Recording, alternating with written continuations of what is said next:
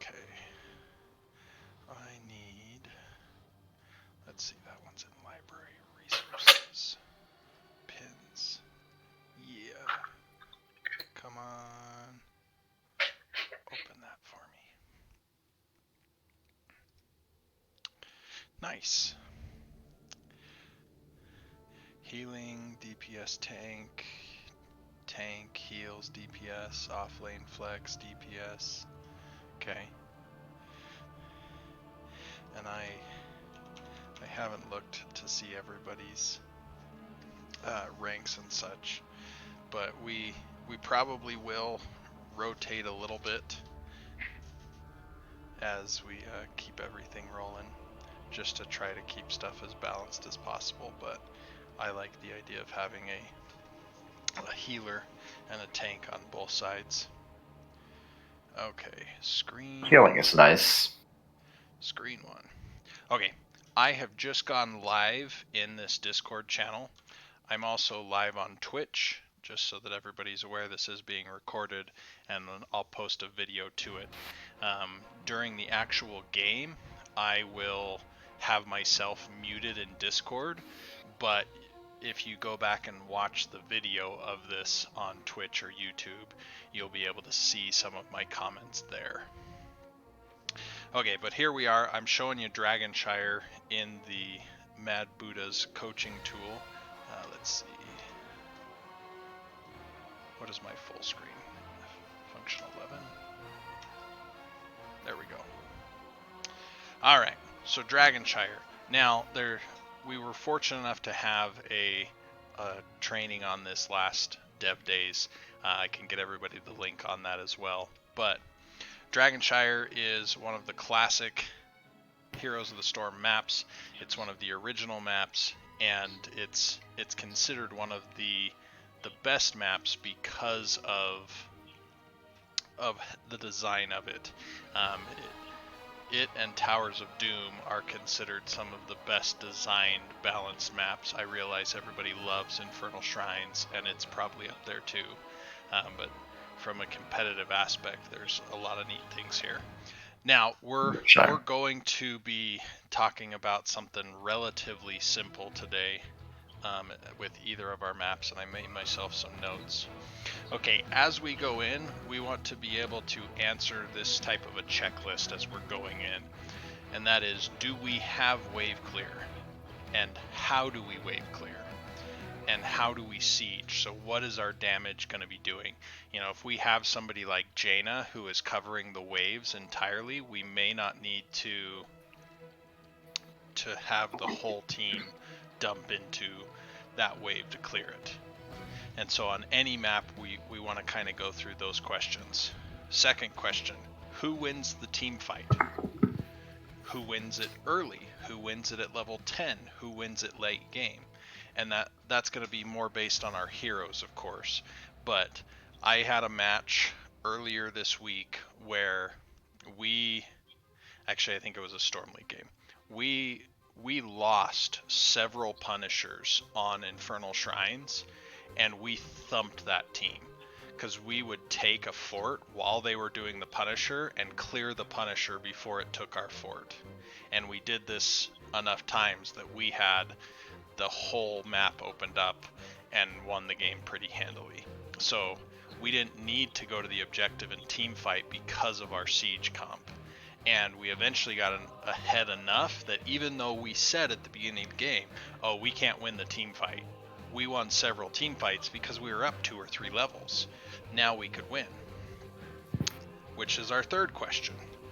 What is our win condition? And conversely, what is their win condition? Because we want to make sure that we execute our win condition. They can't get theirs. Number 4, who begins our engage? And the follow-up questions to that would be who follows up on the engage. If it's the tank, you know, say for example Taunt Varian, hey, we know that Varian is going to go out and he hits with the 16-second cooldown. But he needs to be calling that so that our Jaina can unload her 12-second cooldown and not have it be on waiting at that point. And then Final question for today is who calls the disengage? I would tell you a lot of times that's the healer, because the healer is watching our resource bars and their resource bars. And if we aren't going to have mana and we're really just running around as a minion at that point, maybe it's time to disengage. So now for Dragonshire, there's three basic strategies that we're going to talk about today. There is the Trash Man. So the Trash Man is a double soaker that's going to cover our top and mid lanes, and then the 4-man is going to siege in bottom. So that is the Trash Man and siege. And so all the Trash Man does is pick up the globes that fall on the ground. He's keeping Dragonshire pretty. The second one is reset lines, is the Iron Grip. So the Iron Grip is what a lot of people are very used to, or a variation of the Iron Grip, and that is you have your solo laner up top who they just are trying to survive in that lane, and their whole goal is winning is not dying. And the Iron Grip is designed around the solo laner can give top, but the Iron Grip has to win bottom. Now, our version of the Iron Grip that we always did was we would do a 1-1-3 often. And you can, if you went back and found ancient CCS broadcasts, you would see that we ran Gul'dan and Ariel in the Iron Grip a lot. So we would have tank, healer, DPS bottom. We'd have a roamer mid and a solo lane top. The roamer would sometimes come bottom, but they would also sometimes go up and gank top. They would also sometimes take a camp. And so you can run the Iron Grip with your normal rotation coming through the bush here, but the Bermuda Triangle right here is about the most dangerous spot on the whole map. And so if you have ambushers, Kerrigans, Uthers, Alaraks, the Bermuda Triangle is kind of their playground. And the final one is the Hit Squad. The Hit Squad is a 1-1-1-2. Now you could run it as a 1-3-1, but the idea is that this middle group is invading camps, is taking camps, is coming for ganks here, but they're so good in the middle lane that all they have to do is quickly clear, and now they're going to murder something. It could be a camp, it could be an enemy hero. So those are the three strategies. Now, what I want us to focus on today is the Iron Grip. And that is going to be, we're going to have the 4-man rotate through this area, clearing both waves. So, and we'll balance teams in a second, but the goal is to just try to see if we can miss 0 globes and start creating opportunities. We want to get the camp at 1 minute. We aren't really all that worried about invading, because this invading camp gets cleared so safely that it doesn't really matter, and it puts us in a lot of risk. We want to try to pressure this bottom wall, and not that you have to win through bottom, but ideally with the Iron Grip you are going to win through bottom. And we'll talk a little bit more as we get through round 1, but let's get things sorted. Okay, let's see. I'm going to drop down my healers for a second. So I got Echo heals. I got Rock X could potentially heal. Silver Spy might. I can't actually read what the captain's is. It just ranking of Bronze Spy. DPS. Got it. Okay. I'll switch them. So for today, for round 1, I don't want anybody to feel like they're stuck in their off roll, but for round 1, it's probably going to be Rock X and Echo that are our healers. And if I'm saying your name wrong, please feel free to correct me at any time. So tanks, I got Muidar and I got Ratson.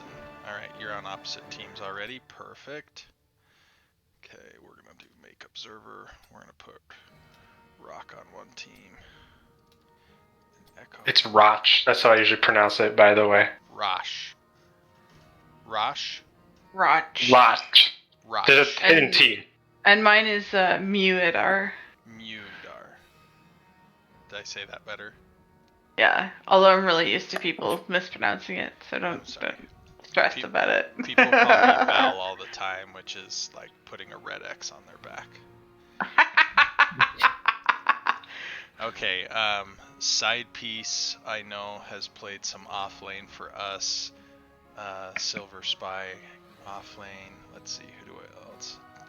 Okay, so we'll probably have Silver Spy and Tamandua as the off lanes, which would then mean Captain and side piece are one team's damage, and Toxic has played off lane for us as well. And Anaressa and Toxic will be Team 2's DPS. So Team 1, I want you to stay here in Dev 1. Team 2, I want you to hop into Dev 2. I am going to very briefly get Team 1 situated, then I'll jump over and get Team 2 situated, and then we'll launch, and hopefully the games will be a lot of fun and be faster than the setup. Alright, so strictly by name, I would naturally make the captain the captain. But Makes sense. who would like to be in charge of the bans as far as locking them in? I still think you can talk about them as a team, but if you want me to be, if it makes it easier and more entertaining, feel free to make me the captain. I'm used to it. I'm the banner, so. I have no horse in the race for that one. I am open to whatever. Okay, so I think Tamandao said they would captain, but I'm not certain. And I think... No, I was saying I captain. It was such a... I'm fine with the captain. Alright, well in that case, Roch, with the hidden T, volunteered. Okay. So, we want to have enough wave clear. Typically that's a mage, but it doesn't have to be a Jaina, Kael'thas, Gul'dan, Tassadar. It could easily be a Johanna, it could be a Rhaegar, it could be Stitches or an ETC, though I don't want you to just rely on your tank to wave clear. For the solo lane, you should be ungankable is really your goal. You want to be able to collect experience, but you don't want to give up a whole lane and a death. For healers, there's going to be a fair amount of sustain, so sustain healers do really well, but that doesn't mean you can't rock an Uther. This is one of Uther's best maps. It's a playground for him. But know that that's kind of what you're looking for. I'm going to jump into Dev 2 and get them situated, but start talking about your draft, and we'll be playing here in a minute. Okay. All right. Hello, That would be Dev 2. the tank. Alright, while I was trying to get Dev 1 situated, has Dev 2 decided on who will be the banning captain? I'm happy to. We hadn't decided, but I'm happy to. Okay. There you go. So as I mentioned in the overview, I kind of want us to work on just the idea of the 4-man rotation and the iron grip of bottom. If your solo lane wins, great, but we're not so worried about capping the dragon until we've gotten a couple kills. We want to make sure we're picking up all the experience. We want to make sure we're sending camps on cooldown basically in that bottom lane and taking little chip victories. Sustain healing is going to be pretty good here because of the nature of these little skirmishes. As I told the other team, this is kind of Uther's playground, so it's not that you can't heal with an Uther, you just got to be very aware of your cooldowns if you're doing that. Make sure you have enough wave clear. It could be a mage like a Jaina, Gul'dan, but it doesn't have to be. It could easily be a Raynor, a Zagara, or a Lunara type of thing. It could even be your tank if it's a Joe, Blaze, or Stitches type of thing. So, but make sure we have those conversations. as we're going. Okay. And the first game's probably going to be rocky, and I don't know which team I have turned into the ringer team and which team is the generals that always play the Harlem Globetrotters. I hope everyone just has fun. I'm probably not going to jump in and talk to the teams during the game, but we'll have a quick debrief after. Okay. So, and then on the VOD, you'll see me making comments, and I'm going to write down notes, and that will be what we'll go through in the debrief. Okay. So, all right, I am going to mute in Discord, but I'll be able to hear stuff and comment on the VOD, and I'll be texting in chat to see if people are ready. Okay. Sounds good. Yeah. Cool. Want to quickly come up with a comp or plan or something beforehand? Yeah, let me pop open and just let's just try and make a team comp out of our like top. Probably Rexar. Yeah, Rexar, yeah. Vala. Yeah. Deckard is good here. Is it like I'm on a team with some of these people, so is it like cheating if I just tell you that like they don't play Decker? Well, I think you just did. That was like a hypothetical, though. It's not cheating. Yeah. Yeah, okay. I don't think so. I mean, that's just scouting knowledge. I mean, I do that all the time. Like, scouting's part of the game, or part of competitive. It's true. You know who you're playing. Like, I know Anna plays a really mean Cassia, but so do I. So if we want to take it, I can take it. And actually, usually I play Cassia too when I do DPS, so. But Cassia's strong. I'm healing. I'm healing, so. Cassia is amazing. Of course you do, Alpha Rack. Eco not plays biased. a lot of Anna and Anduin, but will play Brightwing occasionally. Toxic plays a lot of Greymane and Raynor and Hogger if he's in the off lane. And when I played with Muya Dark, she played Mei, I think, every game. Oh, I am so down to ban out Mei. Oh yeah. Mei is super annoying on this map. Yeah, Mei is really annoying. So let's see. Think about bans. Let's see. Mei, Rexar, Vala. Falstad is also pretty good. Dahaka. I don't know if any of them play Dahaka. That's a little more niche. Yeah, but this map has a lot of bushes, so. I can play Haka too if we need to. I might do that the second game, or depending on what the comp is. Okay. Yeah. Right, here we go. I like the Varian or Dibbles even works on blow up comp, and Dibbles is really good on this map too, so. I like the chatter through Ratson, do you play Mei? chats here. Nah, I mean, I can. I don't love her. Yeah, right. Ratson.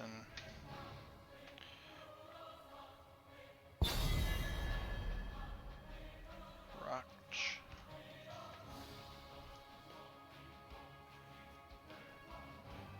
Side piece. Tammin Down. I really hope it's Tammin Down, not like Tammin. What are they gonna Apologize do? if I'm messing up your name. Yeah, they pick first, so. Yeah, so do we want to gamble and just hope they don't take the bright? Yeah, because then we can just go blow up and I can just play Stukov. Mm-hmm.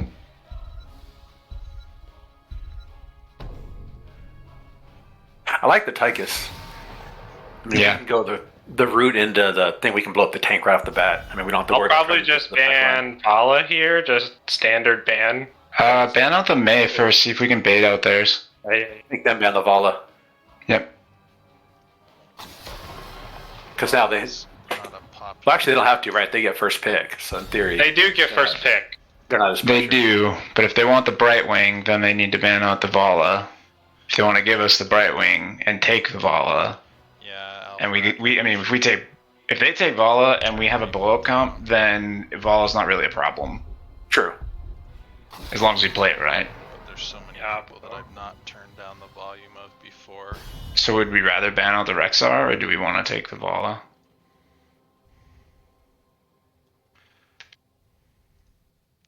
Who are we first picking? I mean, assuming Valid gets banned here. If they give us Scala, I would love to take her. If not, Brightwing might be a good shot. All right. Yep. I should There we go. be lowering I would say Brightwing. now. Okay. Either Brightwing or Joe. I mean, if they've already banned out one of your tanks. I can manage with quite a few tanks, so let's go with Brightwing. She's yeah. Yeah, I love Brightwing on she's this Brightwing. map. Because you can always, Global's really good for ganking the off lane if that's ever necessary. I don't always turn down every single person every time in Discord. I have a teammate who is particularly quiet. Oh man, I hate Stukov. Alright, I can clap Leroy with Malthao. I'm gonna go I ahead and have pick up my Johanna. volume high. Could so that I we can Joe hear Cassia him, here, and I can shoot to then Valkyrie Stukov? I Could do. Sure. If we Cassia, I would say probably not Zul'jin anymore, because we want something a bit more PvE focused. But Okay, could Cassia Grey main then? But Cassia That Joe sounds right good. now. I just dropped down my mixer a That sounds little good. bit. I like the Greyman, sure. So I like the synergy here And with that's the most of the blind, double blinds. That's blinds. basically all the blinds off the table. They're likely not going to 'Cause they take already have Lily their- pick. Lily, and May is already banned. Yeah. Damage Lily, let's go. They're not likely to pick up Yeah, I also know another Tannis Cassie with is already very much having a comfort Leoric, pick or for an the Ario captain. with already having Stukov, so you monopolize the bans here. Alright. One thing that the team on the left could do now to Any other tanks we thwart the don't team wanna on go the right into? a little bit. ETC can be annoying on this map. Muradin can kill like everybody. That is a good point, Alpharak. Garrosh is annoying on the point I have control turned down my because- mixer a little bit more. Yeah, and Garrosh and Stukov is gross. I wonder if I still have my gain. Properties, no.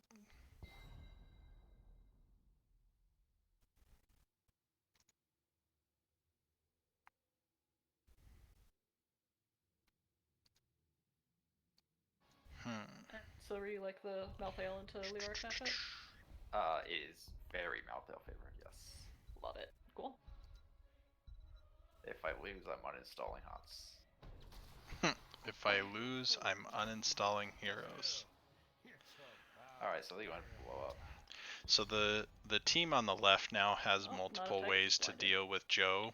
If she's silenced, if she's entombed, if her shield is broken, that's bad news for her.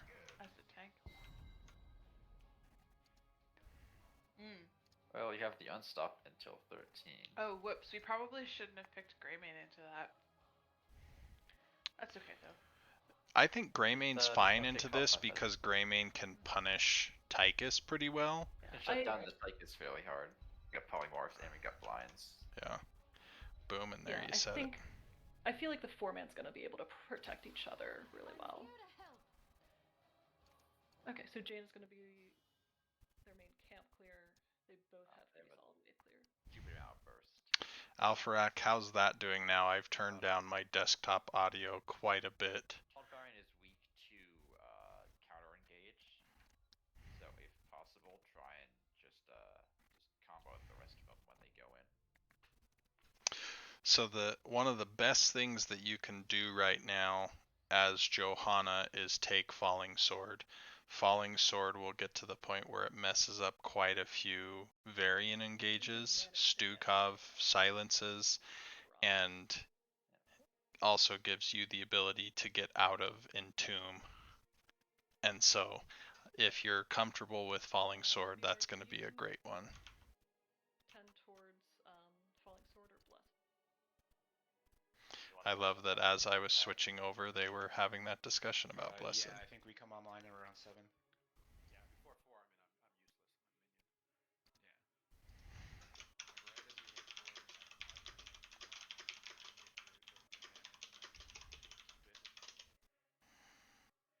As long as we don't taunt Joe too much, we should be okay.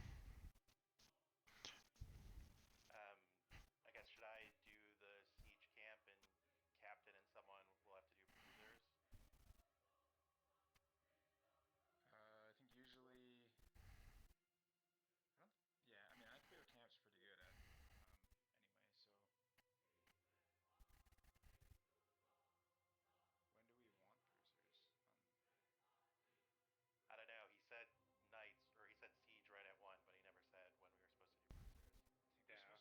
Oh, now their Discord's too quiet? Yeah, I cranked it down quite a bit. I guess if we have like the bottom one capped and we like kill someone or something, we could do it then.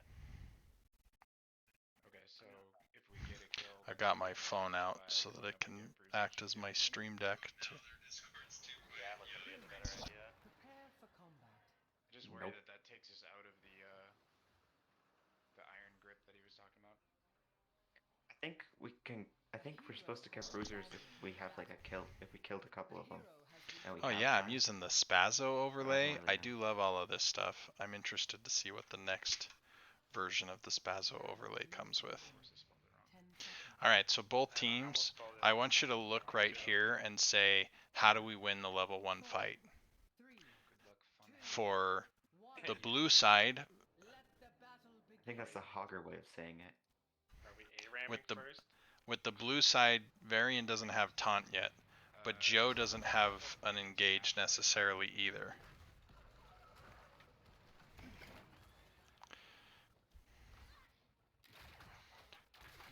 I like that we're hiding out in the bush.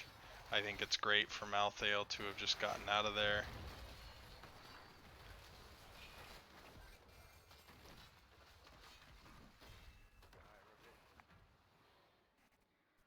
Oh. Alright, so there's a wee globe here. So we want to be a little bit more careful. So Captain, great positioning right there on your Blizzard. We want to just stick and move, stick and move, stick and move. You want to clear the wave and get out. Nice position here for Ratson. The difficult thing is your level 2 Varian. He's going top. He's probably top, but We gotta do he's cancels here. top. Alright, I'm gonna get this wave.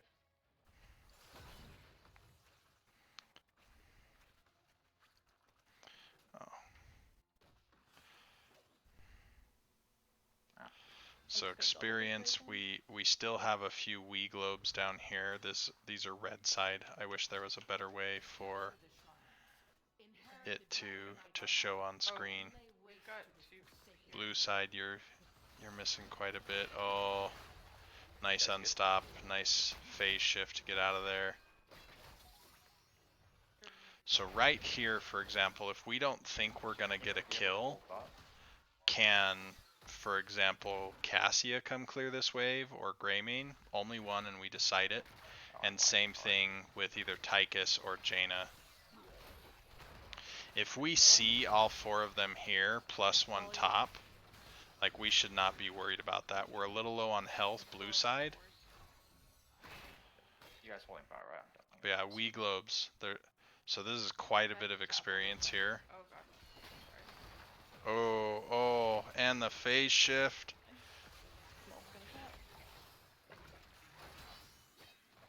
So red side, if you're not trying to cap, then you know where they are. You don't have to take quite as much damage in here. And so that's just a matter of let's communicate who's where. So I don't love having Joe come up here alone. I realize she's got a lot of wave clear. But red team was in a very dangerous spot with no tank. We get bottom camp now. We don't want to get bottom camp now. I don't mind the call, but if the game were literal, we would call it Heroes of Demolishing Buildings, right? And so we want the chip damage here. Now, this isn't bad, especially if they don't have numbers. Either Greymane or Cassie on duty to catch it, so might need it. I'll head up. Okay. Cassie's ideal because we want Grim doing camps, I think. I am Like, fine. come down? But Alright, so here's what I want to say about the camp. I don't mind the camp, but this cannon tower, it has 4,300 health. This one, we finally got the bottom cannon tower done.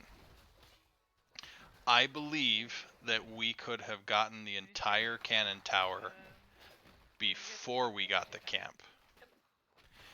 And so we really like to take camps on retreats. So we can, a mantra that I want you to take to heart, and I say it way too often, is we do safe things when it's dangerous, and we do dangerous things when it's safe. That was a good blind. That blind probably got our gray main out. Okay. And so taking the camp bottom is mildly dangerous, but sieging is more dangerous. But we had a numbers advantage from getting a kill. So at this point, we want to use that number advantage to siege. Because if we can get rid of this wall, like, we're no longer in danger, red team, right here from the blue team, because of the cannon tower being dead.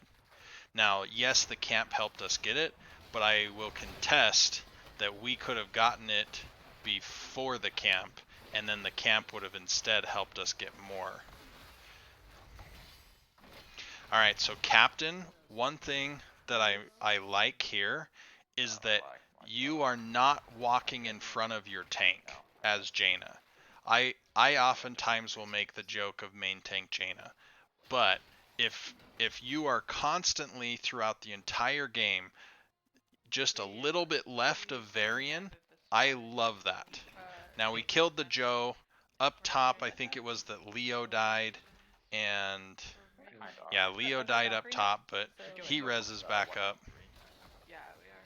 Oh, there's a bunch of different ways to do it over. Okay, we have ults, they don't. I'm gonna push on the Tauntauds. Ooh, that was very close. Nice. But Greymane got to go ham. So blue team there, I realize we have Taunt Varian, and that it's very enticing for us to just slam that taunt every 16 seconds, but the rest of your team didn't have their ults yet. And so They're mid. They're gonna get it. We're out of position. No, they don't got it. good delay on bottom. No, we got bot train. Oh, nice. Okay, so boom. No, that's not the one I want. Yeah, Yeah, they're all bot now. they're all bot. Nice. Yeah. Let's go get the kill on Malfield. Boom. Here's the experience. Went too much. So Yeah. trying to kill Malthael is okay, and I think we're gonna get him with Varian.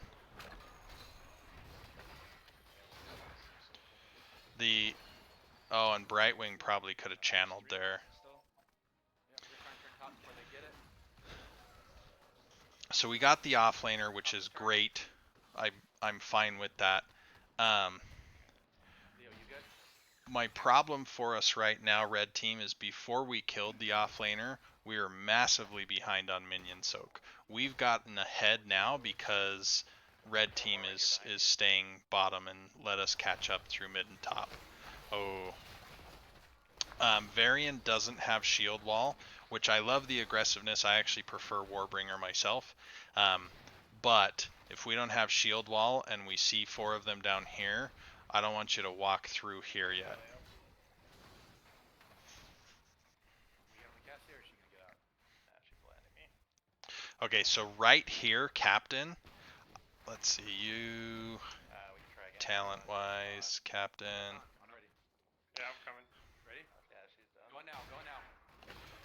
Oh, I like calling out the ready, and she got out. Okay, so Captain, you have one of the best sieging ults in the game in Water Elemental, and what I mean by that is you can tower dive with Water Elemental. You can have the Water Elemental. Ooh, side piece. I was playing with fire. Alright, so you got outside piece, but you absolutely scared me there. Back to that idea that we talked about with Captain. Captain's trying to make sure they don't go in front of the tank. I realize that Tychus is naturally short range, and we don't truly have a tank down here because Stukov is playing healer, not tank. Yeah, see, so side piece, that happened twice in the last minute. You walk a little bit ahead of the tank, and when that happens, you get blasted. Now right there, that was just a very good Valkyrie, so great work, Anaressa, on the Valkyrie play. But for us as the blue team, we didn't want to be there because we didn't have Varian. As the red team, we saw the 3v4, we got a kill, and we immediately ran mid. I don't love that part. Yeah. So we just got another kill. We got the Dragon Knight. Great. It's past the 5-minute mark, so I'm fine with bringing the Dragon Knight bottom. If you get a super early Dragon Knight, just open up mid, get the little bit of experience there, and see what you can get done. Getting charged out. Stukov is a great boop. Oh, Joe got so scary low there.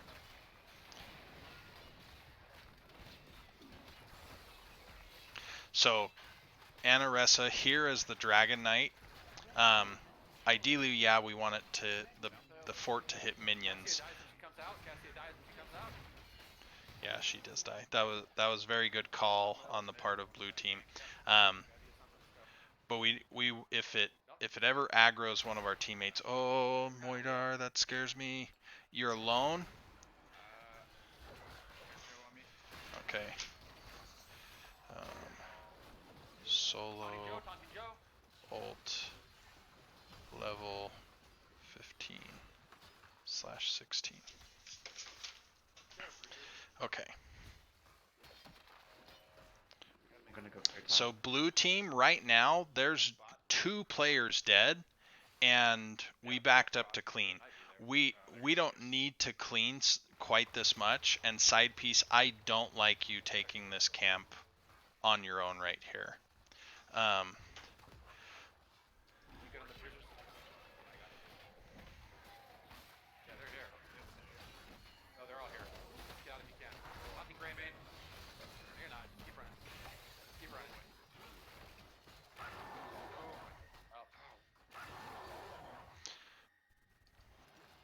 Oh. Okay. I'm gonna come over here. Solo camp.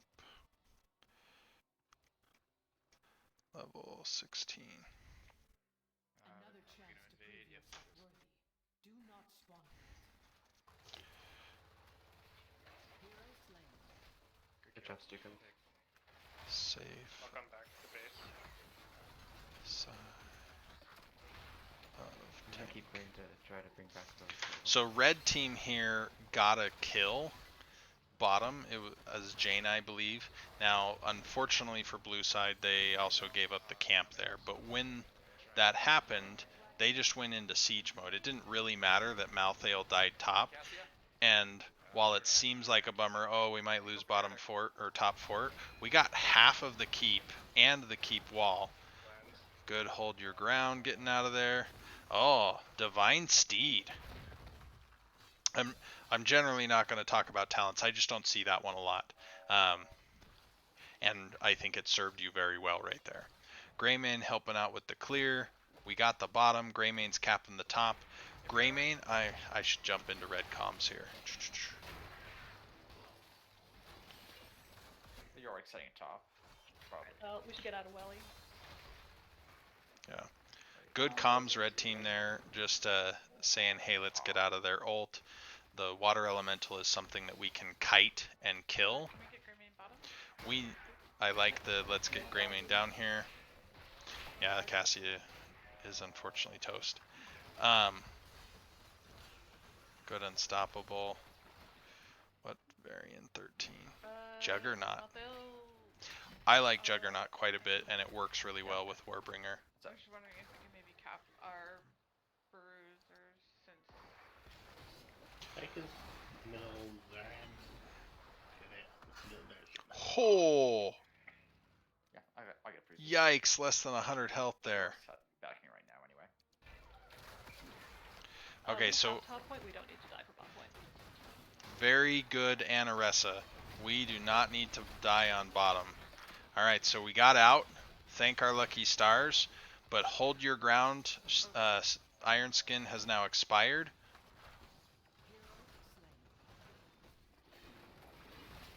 So So the good news is we got some structures to give. We don't have to go in there. Red team, let the blue team have this victory, and We're losing top. We're missing. We need a rotation mid because their cap is. so Malthael is mid right now and can protect the altar, I can go fight top, but I have one missing. and we're super close to 20 red team. So we don't want to There fight might be before rotating 20. Center. Yeah, I can't. No, you can't solo. We needed the group to rotate. That's okay. We're gonna defend it pretty well with Greymane. Even better if you kill that guy. He's not shield wall. He goes down.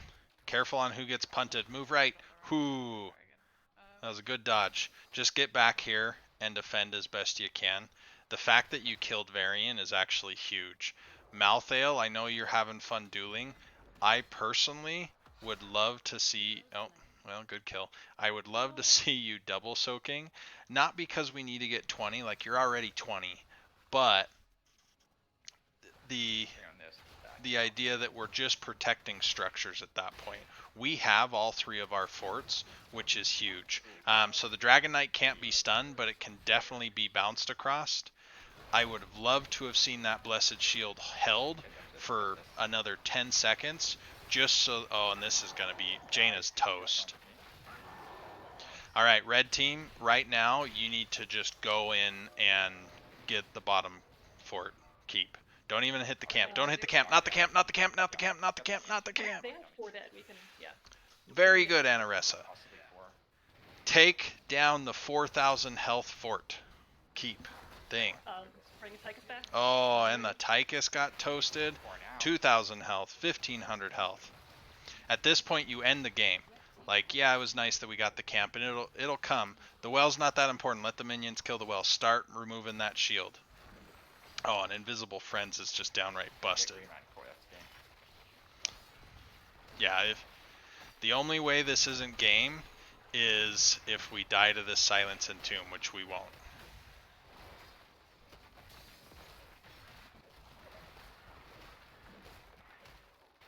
Yeah, Greymane on core, and we're keeping them busy here. Nice dodge from the rocks. Okay.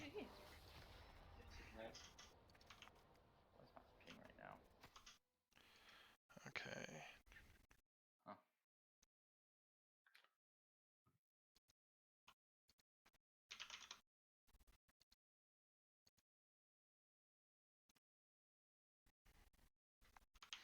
Oh, sorry, I was doing some mild Discord maintenance there. Okay. If everybody can jump up to Dev 1 really quick. All right, I am bringing in another lobby invite here in just a moment.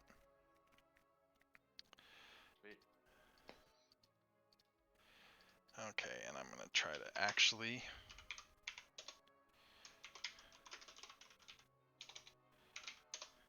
Hey! All right. So, a few things to note. I'm going to try to go through left side first and then right side. Ratson,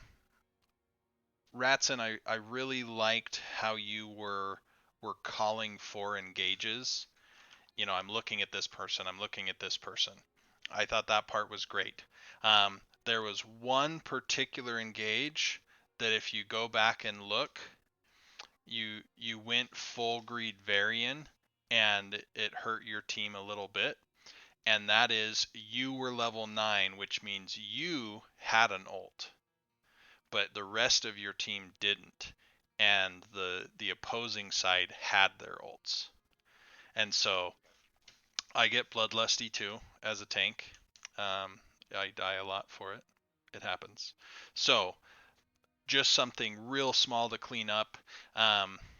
There was a time bottom where you started to move into the bush on the camp, and they surprised you. I didn't see if you had thrown Lion's Fang on the camp, but if you did, don't.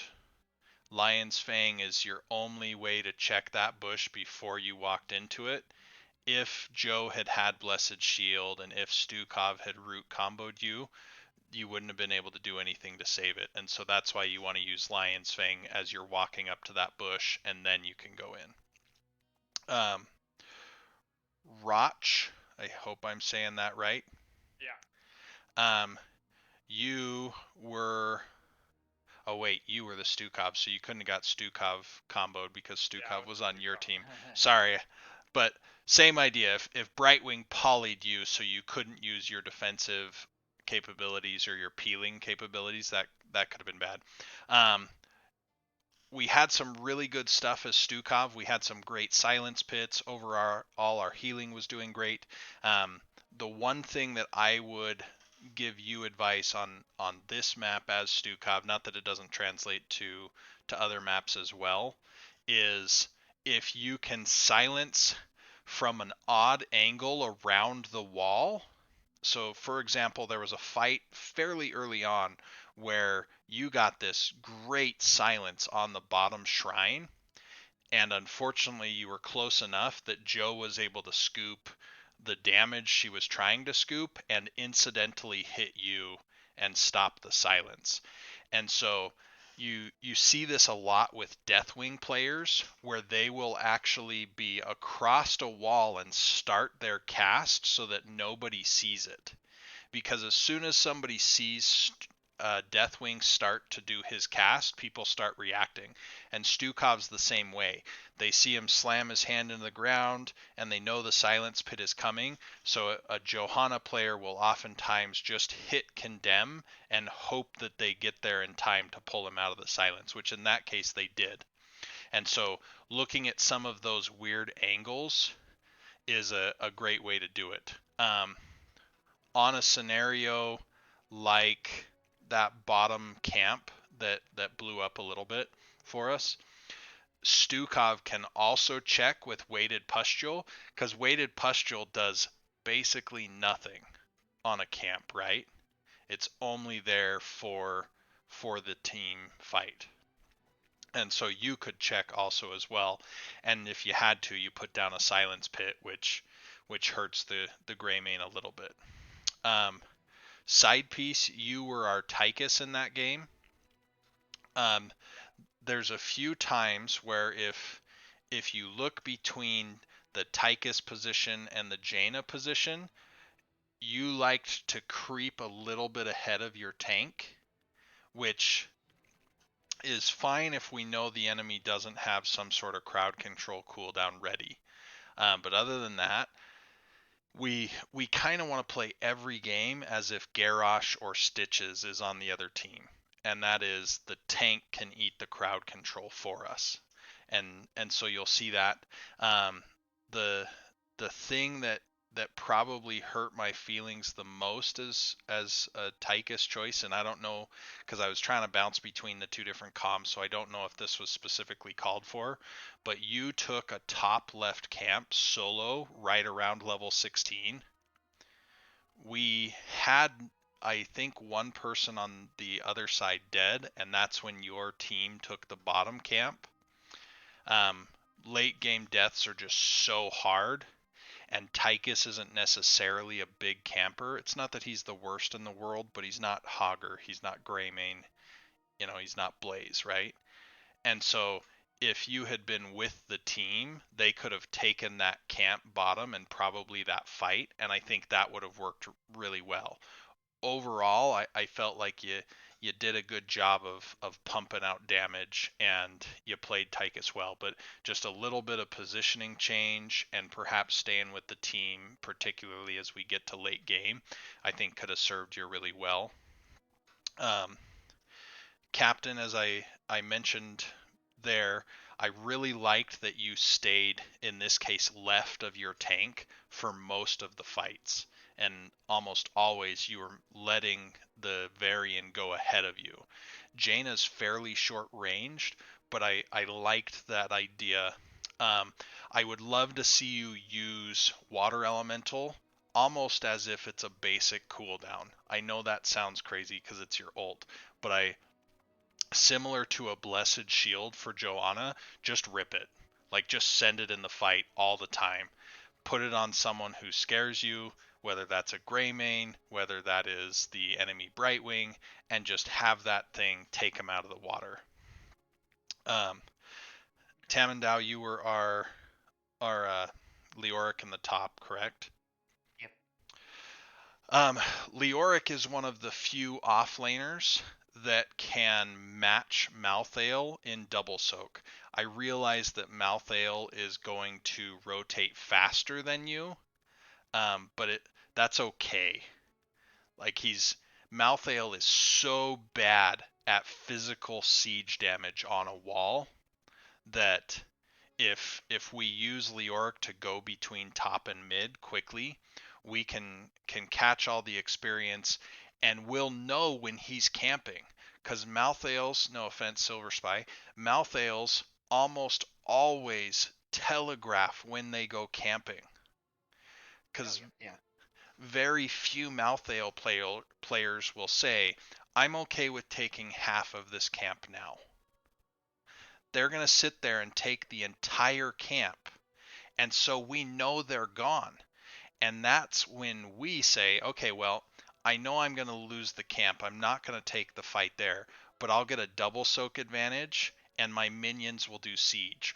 Or I'll get so far ahead in double soak, I'm going to go down bottom and create some havoc.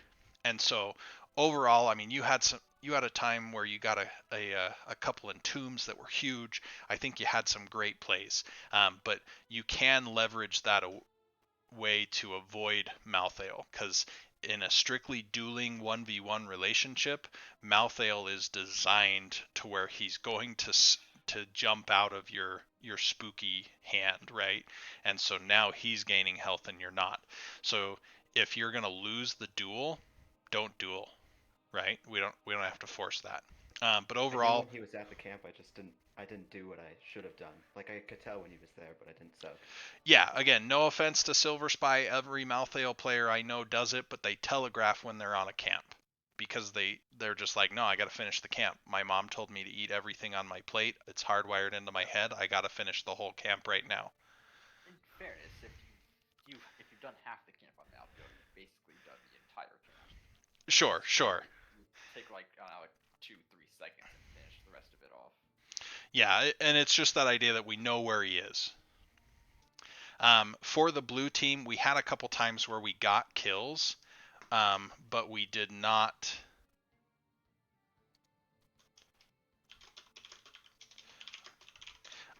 We didn't siege terribly well. We got a kill and then we'd flutter off to go do something else. Now sometimes it was clean in lanes, and I get it, but we want to make sure we siege.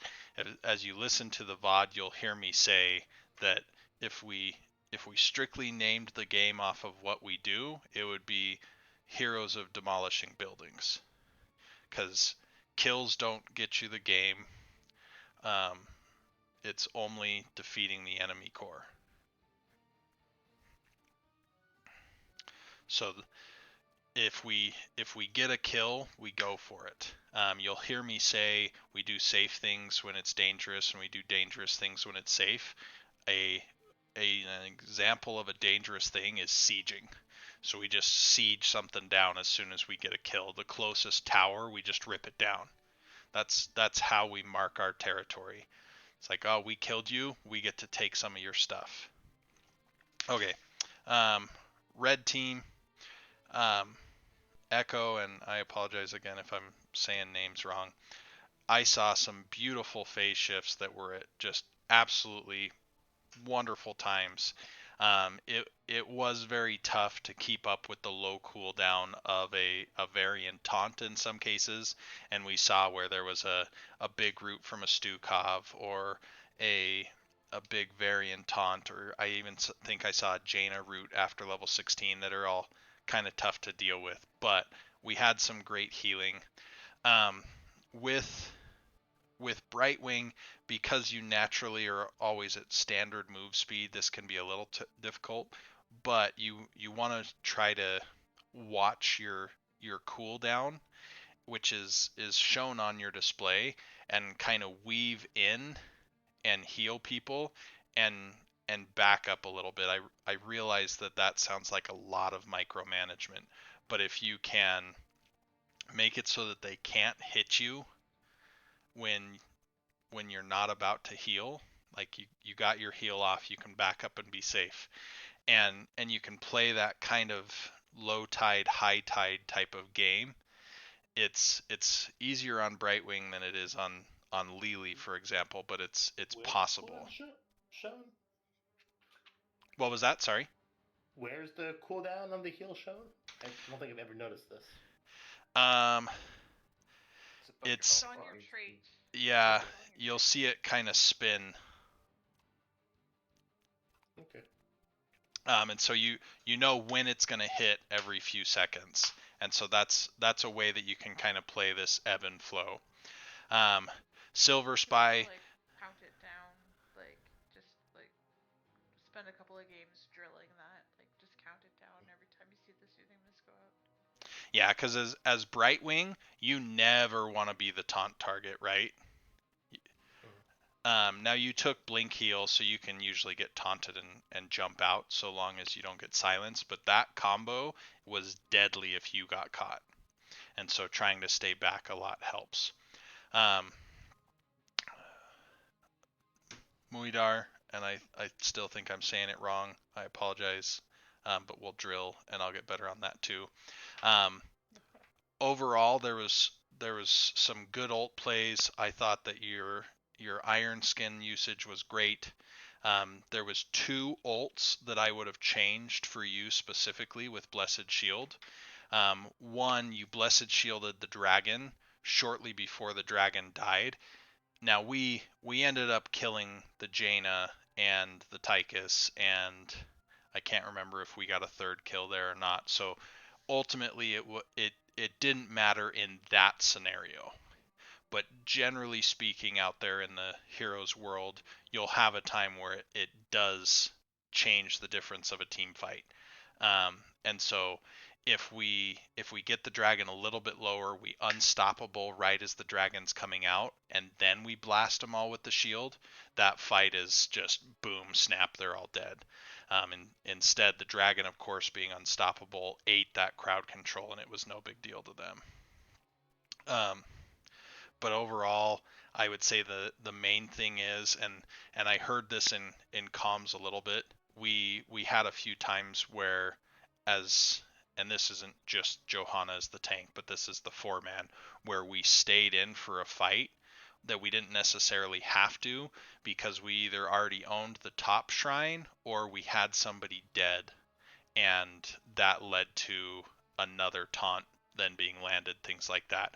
And so it's tough sometimes as the tank to remove ourselves from wanting to do the damage, but we oftentimes, and I'm a tank player if people aren't aware of that, we oftentimes can help force our team back by saying, look, I'm backing up and you're going to die if you're out in front of me. And it seems rude to say that, but in the end of the day, we are trying to protect them, right? Anaressa, you had some great ults. I liked the one in particular where Tychus actually died before the ult was finished. And so making sure that you're using that as oftentimes a follow-up, not that it can't be an engage, but if somebody's already slowed by polymorph or hit with Blessed Shield, can be a great way to isolate in that case. The team talked about this during the game, but having Cassia rotate up and grab soak a little bit more, especially when we're already so close to the wall, can be a big thing. And most of the time, our second team actually got more soak than the first team, but leverage those little advantages. There was a couple just pathing spots kind of like with Jaina staying left of her tank, Cassia wants to stay right of her tank, being on the red side of the screen. In a lot of those cases. Now, Cassia can tank very well because of her innate armor, but there was at least one time I know that Varian got a taunt, and then that was followed up by a Stukov silence, and maybe even the Stukov root, which then of course removed all of your armor, and that's when Cassie is at her weakest. I noted in the video during one of the, you had a Dragon Knight that you took bottom, and this is a team comms thing. It's not necessarily a one person in the Dragon Knight, but if the Dragon Knight is a disposable health bar, yes, we want it to last as long as we can because it's doing damage, but we know that the Dragon Knight is finite on time and finite on health, but it's a disposable health bar. And so if we can make sure that the stuff is hitting us instead of Joe, who almost died to the fort there, that's something we want to do. So it's okay to auto attack somebody or throw your flame breath. You eventually got the aggro by punting somebody, but that's just something as a team to communicate. Let's get Joe out. Let's make sure the Dragon Knight catches it, because disposable health bars, if we just rip down the fort and the Dragon Knight dies, we probably weren't going to take it through keep by letting somebody else take a few shots. So just use up the disposable health bar. We're okay with that. Let's see. I have Silver Spy and Toxic left. Silver Spy, you you had a couple of moments where you did a great job of dueling with the Malthael against the Leoric, and you had these times where you dodged the Drain Hope spooky hand, and you saw that telegraph coming and you read it very well. I think you enjoyed that part of the mini game a little too much, because there was times where you're like, no, I'm gonna kill Malthael, but what we traded was there was a minion wave crashing on mid and tearing down structures there. And so I think that you were playing a great Malthael. Yeah, you got picked a couple times. So did Leoric. You killed Leoric. Leoric killed you. Things like that. But the experience is so powerful in Heroes of the Storm, and structures is again the unofficial name of the game. And so if we can defend our structures, that's a big deal. Like Leoric at 200 health, yeah, we might be able to chase him down, but he might get away. But I was mostly focused on holding top. yeah, and this one was that I mentioned on the VOD was actually after level 20.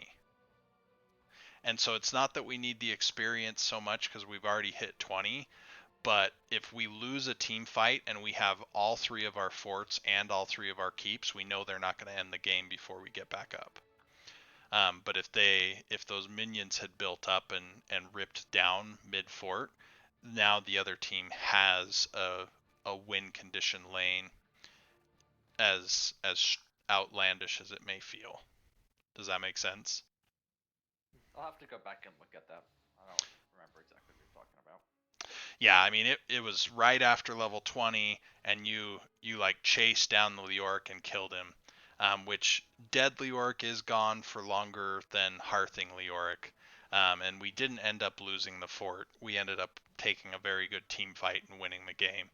And then Toxic, you were Greymane, and you were the spreader of salt in the game.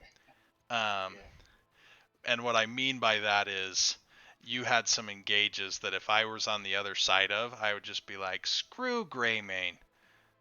Why do they make a ranged character that can come in and kill me? So you had a lot of that Greymane viciousness going, and that was fantastic.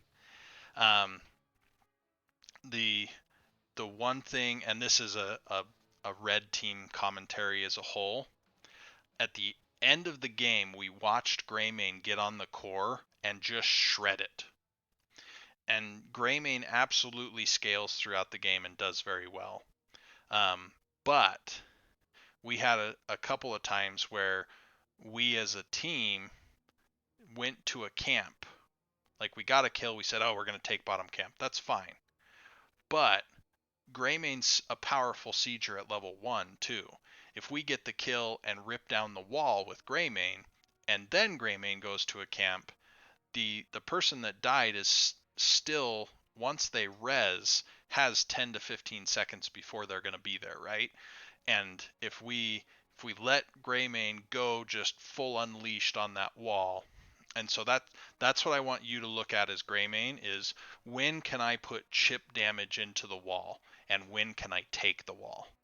Because chip damage adds up until eventually you've won.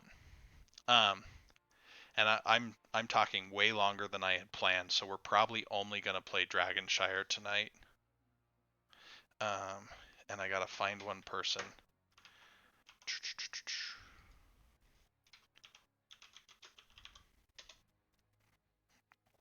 And my brother just said no. Okay, who else did I have?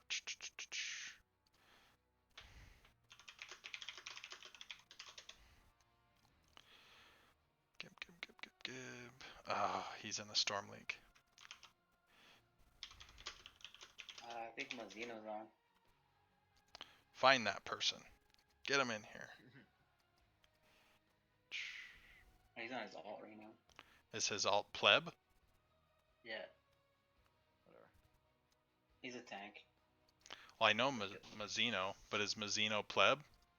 Yeah, that's his alt. That's alt. Alt, I'm sorry. It's okay. All right. So hopefully I gave everybody a little bit of a nugget that they can work with. Okay, let's see. So Ratson and Pleb would be tanks on either side. We have...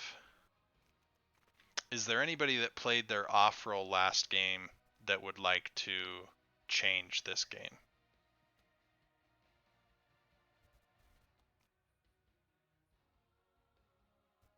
Okay. Cool.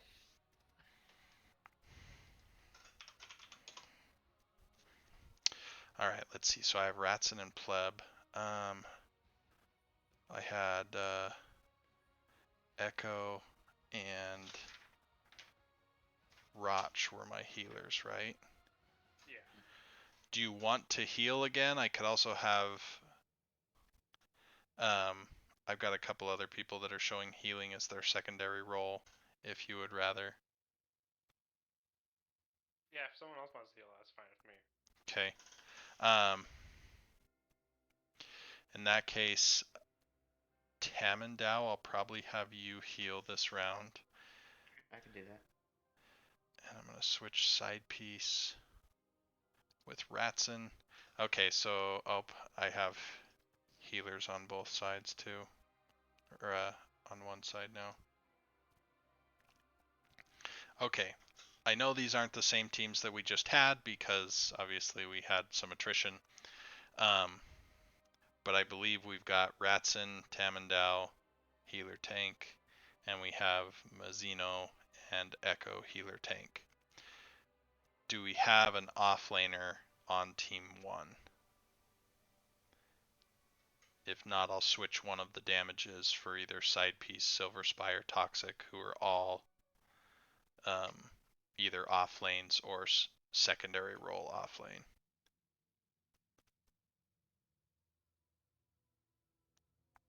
Okay. Yeah, sounds like you need to make a switch. Yep, I'm gonna make a switch.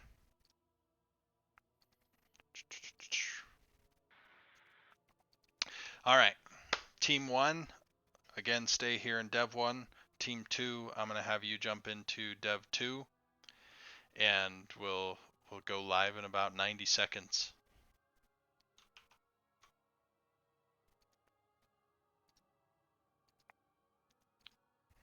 Alright. What's up, team? Hello. Alright. Man, I know what Anaressa plays. So I also can try and pick up some sort of comp.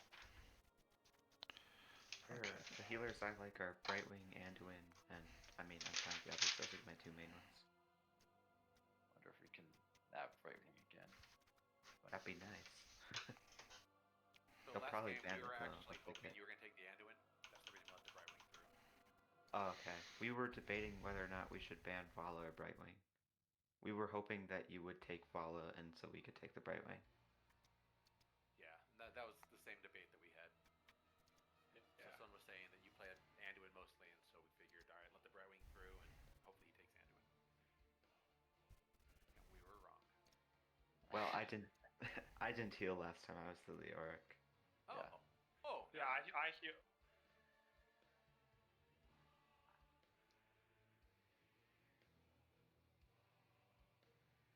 Do we have somebody that will be playing the role of banning captain for our red team? I can do it. Okay. And that was the captain.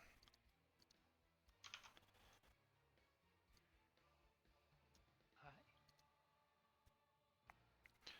All right, I'm going to jump over there and see who's banning there. Do I have somebody that will be our banning captain for this round? Happy to do it again. Okay. Also happy to give it up to someone else if they want to. It seems that nobody wants to take that crown from you. By all means. I will hit the buttons then. And then we will press go and we will all hit the buttons. But yeah, if we were running something around Diablo, I'm more than comfortable on that. Okay. Cool. So, DPS, do you want like? I usually play Caltheus or Cassia usually. That would be good.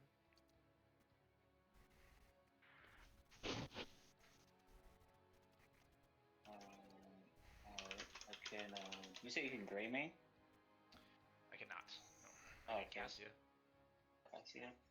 She's my top win rate hero. Alright. Yeah, I like gray main, Lee Ming, and Ozma. Those are like my top three. I get Brawl too. Okay. And Who do we have for tanking? I can play whatever. Toxic and I were an NGS team last season, so I can comfortable with whatever tank we want here. yeah, he plays May, and you can vary in. May is pretty good here. Yeah. May is good, Garage. And some wood. Yeah, depends on what they're taking. Yeah, who May do is we good. not want to see? The Dragon Shard Chromie is actually pretty powerful here because of the vision and the slowing sands. And also I know Anarissa plays Chromie.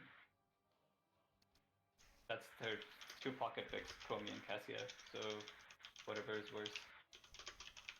Well, worse, I can play Cassia. Yeah, play your strongest hero, that's fine. That would be Cassia. Yeah. Yeah, we Yeah, can let's- just pick it away from him then. Yep. The only problem with first picking Cassie is just making sure that we don't, they don't pick something that's gonna lock her down like a Varian or something. Yeah, if you're scared of a Varian, then you can ban the Varian. Unless there is something else, or I can play the Varian. Do we want to first pick Brightwing? Since we have first pick, or do we want to ban out the Vala?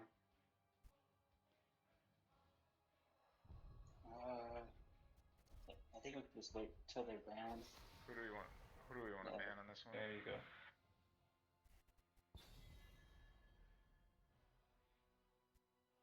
Malthael was kind of gross last game. Was it Ryzen that played Diablo? Yeah, I think so. Diablo's alright. Yeah.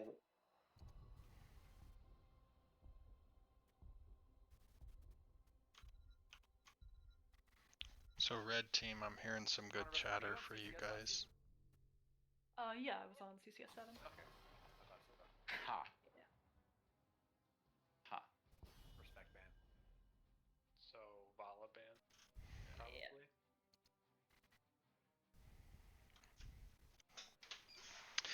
thing I'm not so excited Captain about will absolutely is fire that if I I forgot a let it go. water. I realize that's not particular in coaching. I myself am not terribly scared of a Vala ban or a Vala pick. If the other team picks Vala, I tend to just grab Tyrael and go screaming at her with all of my angelic might. But she is very strong right now. I was wondering if that was gonna happen. So early pick Cassia. Last game, the Cassia did very well. Seems a bit early. Let's see, like DPS and Anduin. And that would work. Yeah, let's kill toss Anduin here. Yeah. Like that.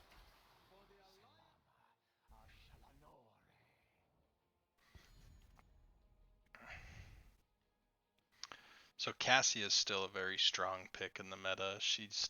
Maybe she's not doing Cassia levels of damage, but she's more durable than, or she's not doing Vala levels of damage, but she's more durable.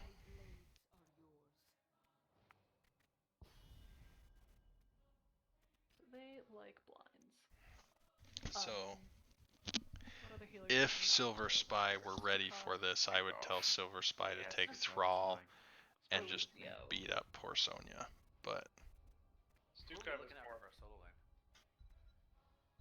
Probably Leo.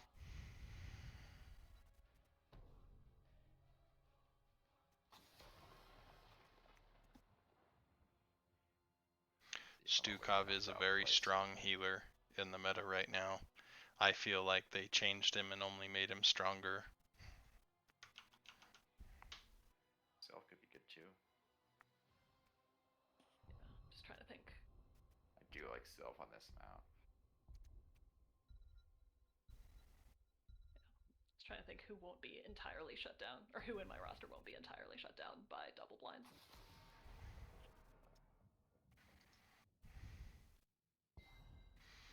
Silver, who were you thinking here? Probably Leo. I can lock it now if you want to save one of you two. Do you want me to take Varian instead so I can Shattering Throw Maze Ice Block? Or do I stick with the Diablo? Just don't go auto attack Diablo. Why don't we lock Leo Sylve and let you decide for last pick? Sylvanas is a decent choice in my opinion against the Cassia because so much of her damage can be spell damage. She's kind of a combo mage. Seems that she may have a lot of heal. Yeah. Recharging into a blizzard. Guess let's see who their backline is.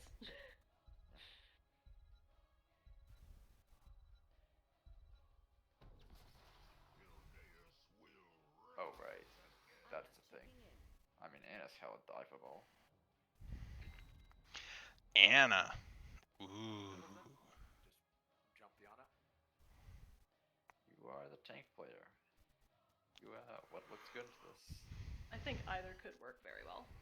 So whichever you're. Yeah, I'll go for Yeah, it. I trust your instinct. Cool. Right. Trust is important.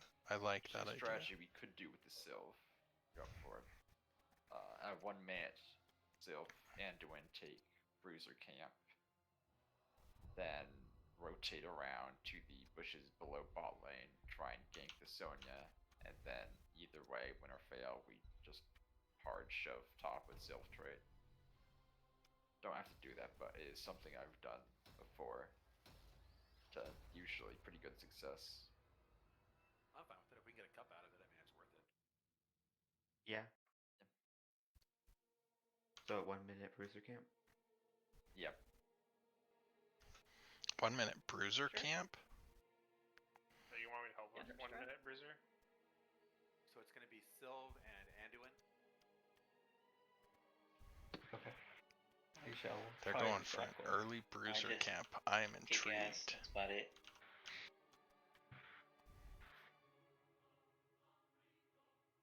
Oh hey, Mazzino was in chat. I totally misread your name earlier, Mazzino. Prepare for combat.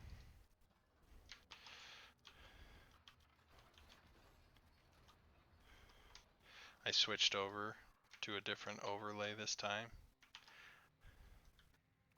Probably shouldn't have, but Leo is their 4th So they might cheese watch for that. They could go with Sylph Oh, and yeah, that's cheese right. the tower.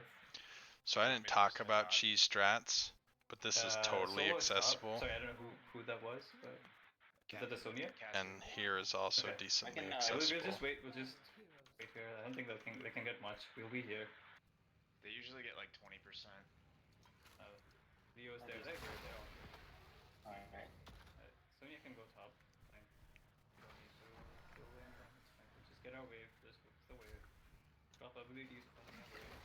Mazzino's saying very wise things here. Yeah, they're all here.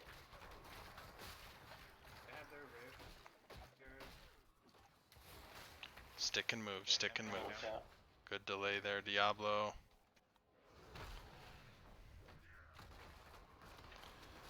Oh, good body blocks. Yeah, Doesn't careful. even matter that you got stunned, they died. Stay behind the thing. And we haven't cleared our mid. Yeah. So we get a kill, we want to get an Yeah, advantage, like, blue team.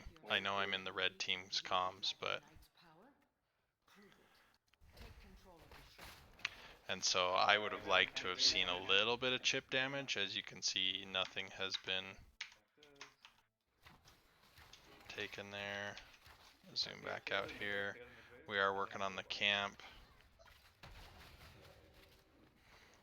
May came in and checked the camp. Diablo's showing in lane, which isn't great necessarily.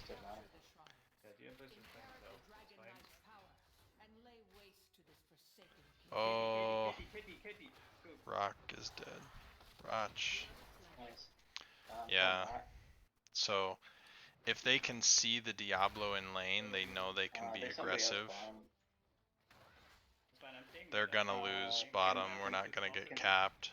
Yeah, I'll come up. I'm gonna check bot real quick. There's like a 4 and 5 here. Well executed gank there, blue team.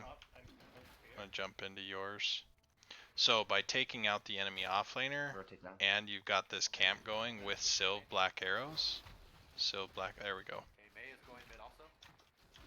They're probably coming up to us.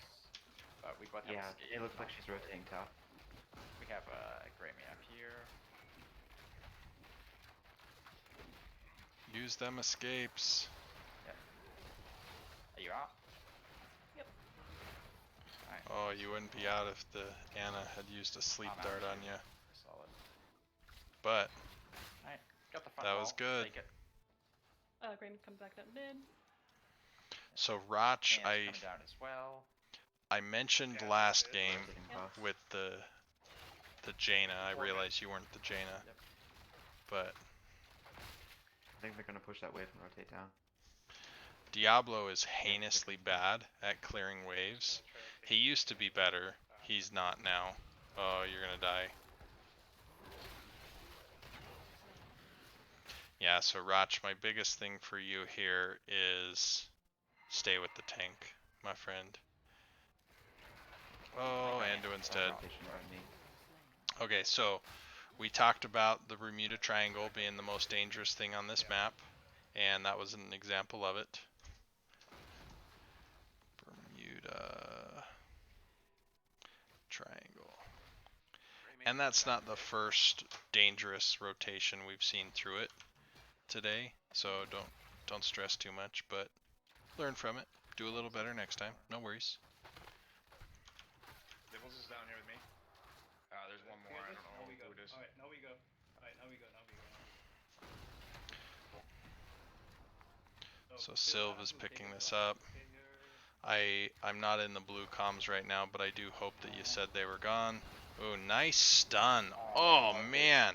See, we stayed with the tank engaged, we got the follow-up stun, and the boom boom boom. So I like that. And I believe I heard you call it out well. Cap the shrine, I'm fine. There you go, be good. Let's stabilize our lane. Sonia's got mid, Let's stay at mid wave. So right here we have both of our damage not in the bottom lane. Watch out middle. Oh, come on. Cassia, can you protect that? That's fine. Greyman, get the camp. It's fine. It's fine. You're fine. Shoot. So it's before 5 minutes. I realize it's right at the 5 minute mark, They're but I would rather see you just rip this down. Let's go on Sil here. Or no, it's fine. It's fine. Get the wave.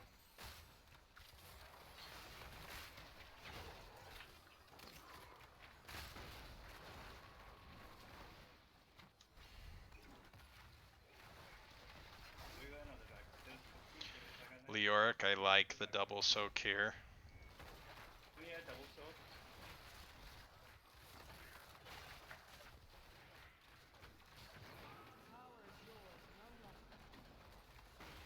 So we got the wall. Again, it's an early Dragon Knight. We were pre-level 10 and pre-5 minutes. I think getting the wall and having the double soak, which is very, very wise, I think, Silver Spy, because Leo can double soak stronger than can Sonya. We can look at okay. Sonya, you Oh, that was a good one to shoot, Silver Spy. No, they're here. They're three. We have. Can we gank this Gibbles? Dibbles? No. Mid. Yeah, they're pushing mid.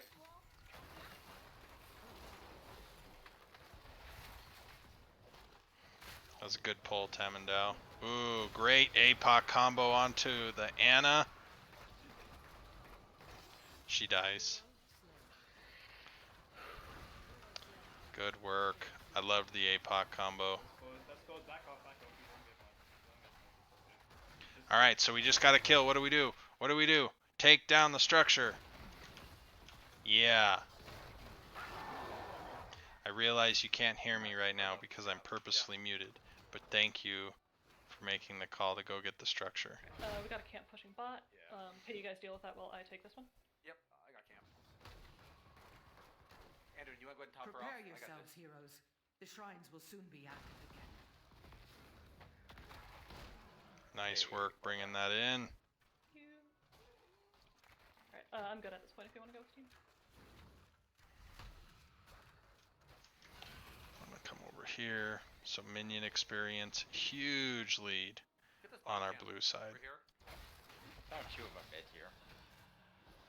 Yeah, good getaway, Silver Spy. Okay, so if we can get this quick, and I love that all four of us are here, we need to push with this double camp. Nice. Got rolling arrow in 10 seconds. So Leo, I think that's Silver Spy. Yeah, it's Silver Spy. Here, being so close to 13 and knowing that the team was capping double camp, I would love to have seen Leo come down for a fight up 13s with the shield camp or the 20 spell armor camp. Sonya would have been busy clearing waves. Even if we lose some stuff up here, we'd have gotten this. Ooh. Silencing. Spread from the bomb. Split that lightning. Or the ball lightning. Oh, there's a Sonya. Wow. And you all got away. Yeah, plus. You shouldn't have all got away. Gonna cap bot. Try to get it. Ooh. Nope. Alright. Thank you for emphasizing the double soak nature of your character. Okay, Roch is going back. Yeah, they saw you guys were gone. This was a great play by red team to get in there and just let him start sieging.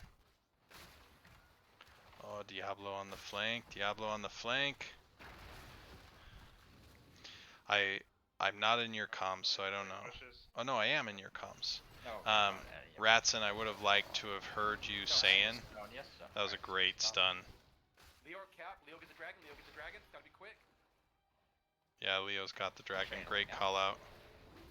Yeah, we got it. So right here, I would love for Leo to take mid. Like you guys can push bot. Go. You got mid. You're fine. Yeah, I was gonna say you perfect. guys can push bot yourselves and I'll knock off mid, but this works too. Alright, I'll tank it. Just keep hitting it.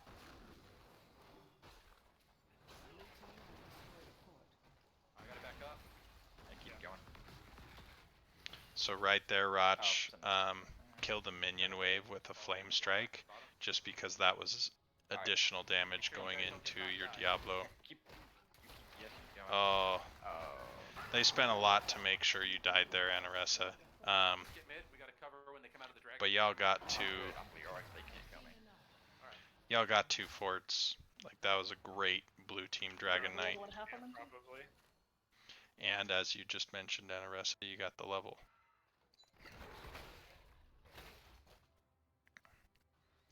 So red team right here, we're taking the safe camp, but we killed her and it was a chance to fight quickly before level 16. I would have loved to us. Ooh. Yeah. Great call outs, kill the KT. Oh, Anna's dead. She can't get away. Wow, Anna got away and Greymane went down.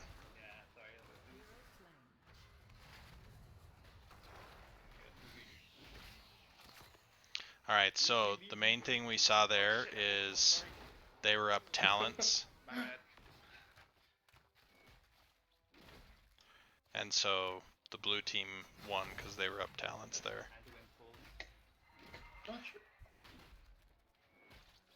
Yeah, They're you looking like. top. They're looking top. They're looking top.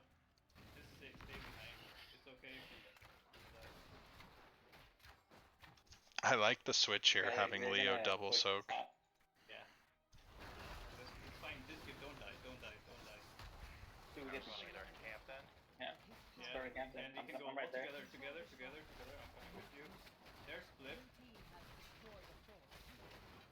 Leo is bot. Oh, I was expecting a team fight to be brewing there. Oh, Anduin's gonna die.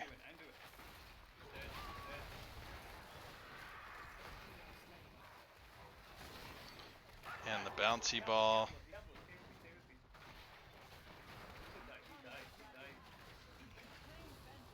God damn it. Leave me alone. Oh, Anna's gonna die. I'm capping top.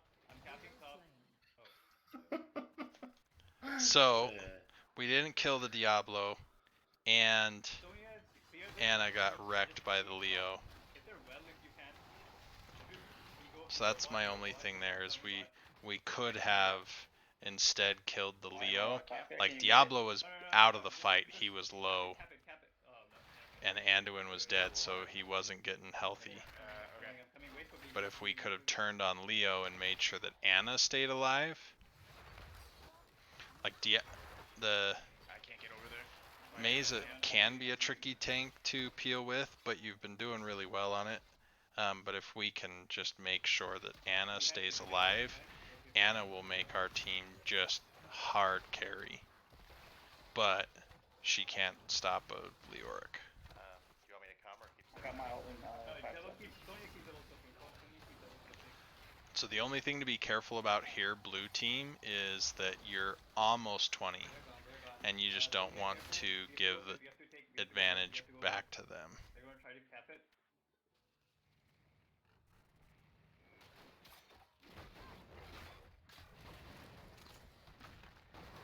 They're here. Watch out.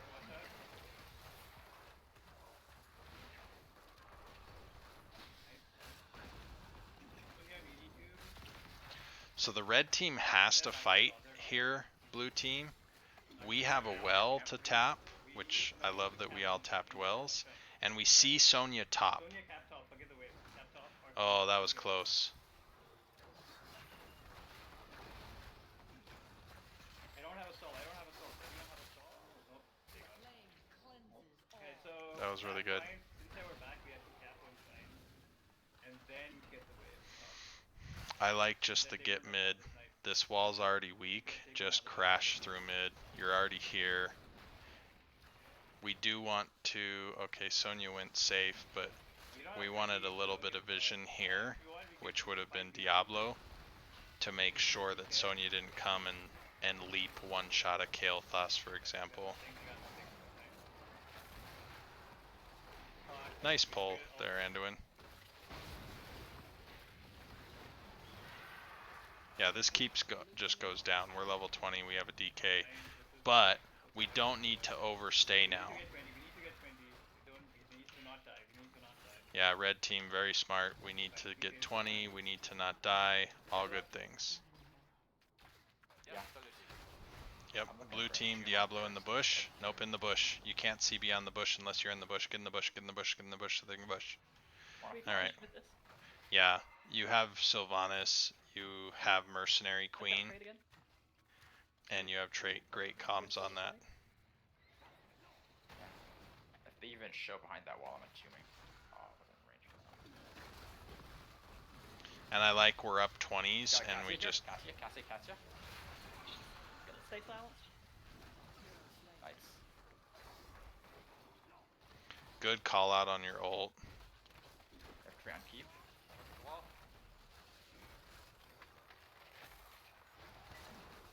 That was a nice attempt to dive through.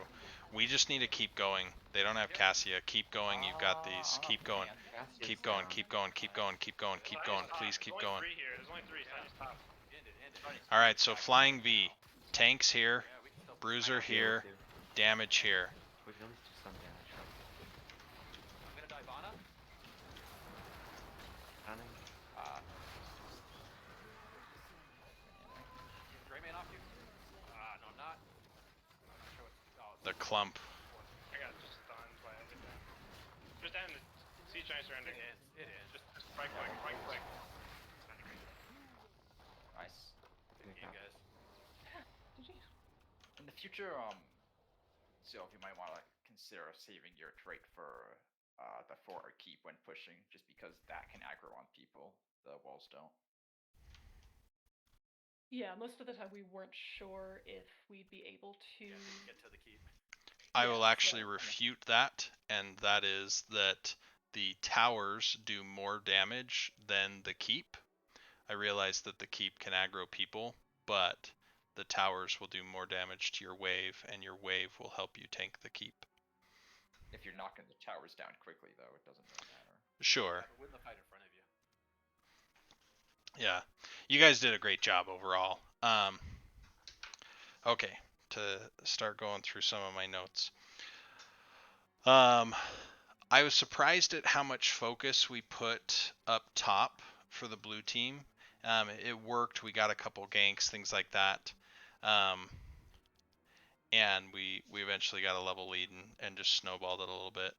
And so, frankly, if it works, it ain't broken, right?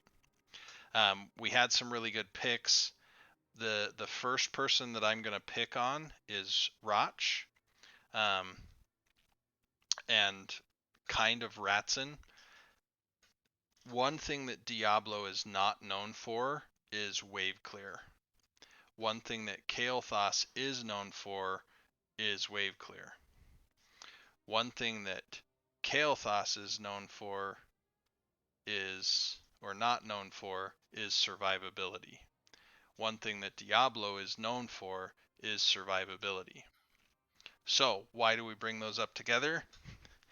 You two should be darn near married the entire game.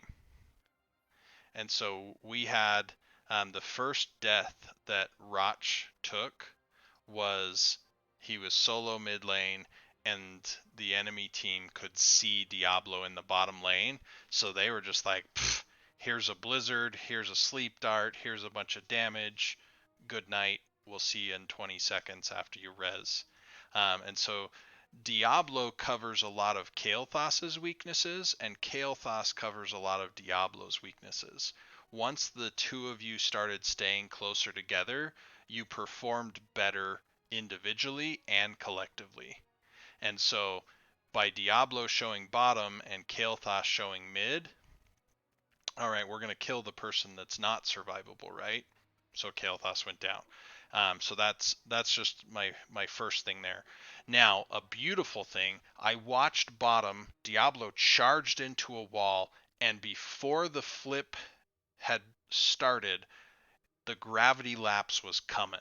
So we saw the domination charge, we saw, or the the overpower coming up, and as soon as he got there, boom, they were stunned by gravity lapse, and the full combo from Kael'thas hit, and the team was just like, boom, gone.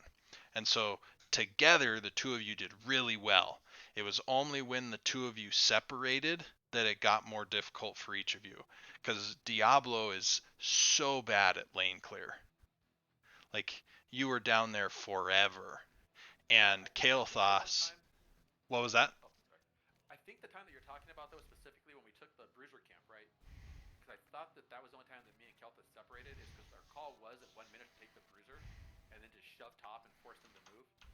And so when we took Bruiser, the idea was that Anduin and Sylph took Bruiser, and then we'd already cleared the wave middle, so I went bottom, and Kel was going to soak.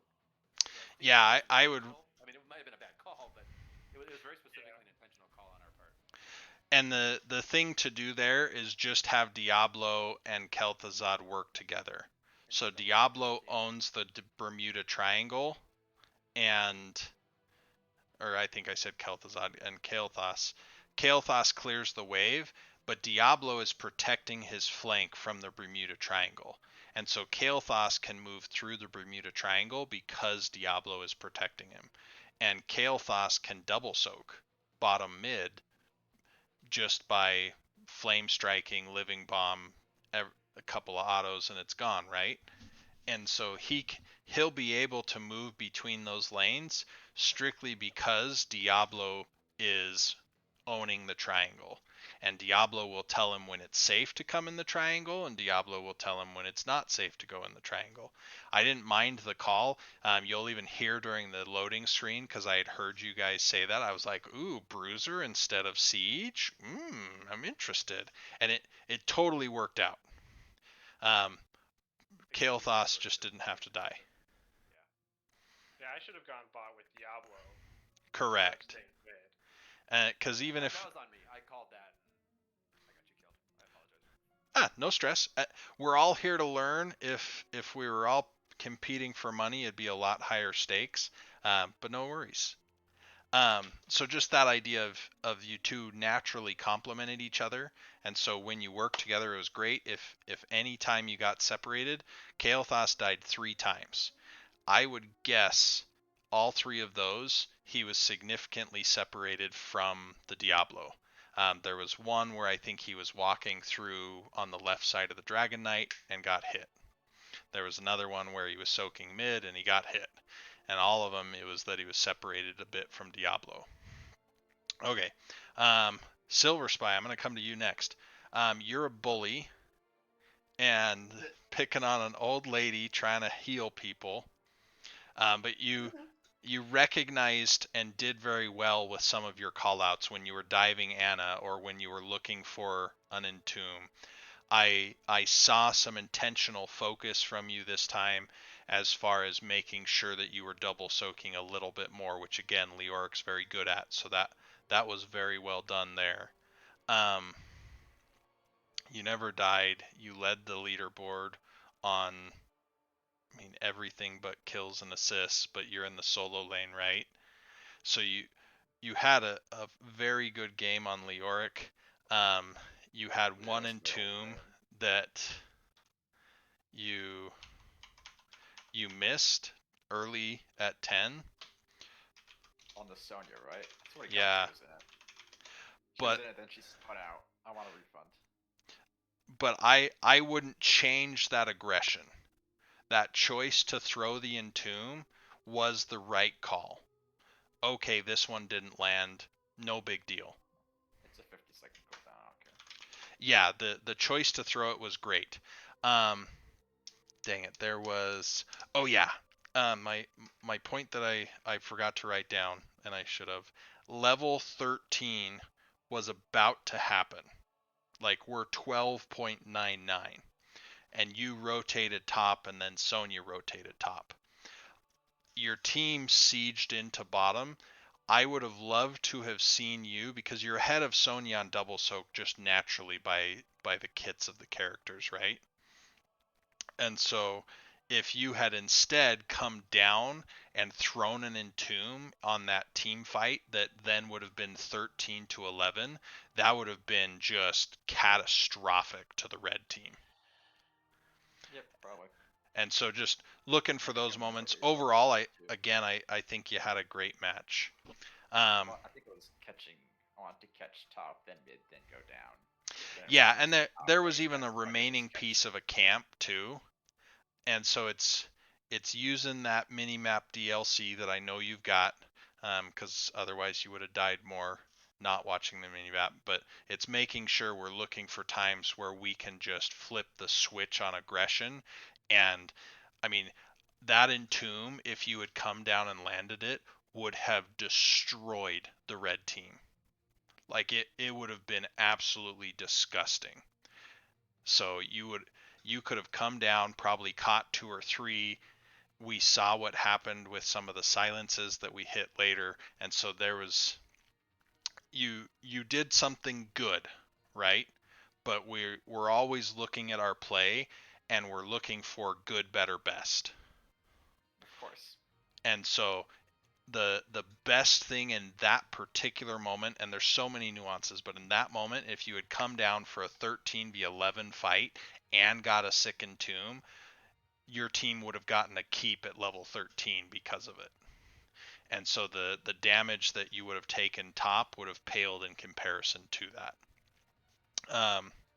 Tamandao, you had some great pulls. You single-handedly saved 2 team fights with those pulls, and maybe I should say ganks, but you saved people from those ganks.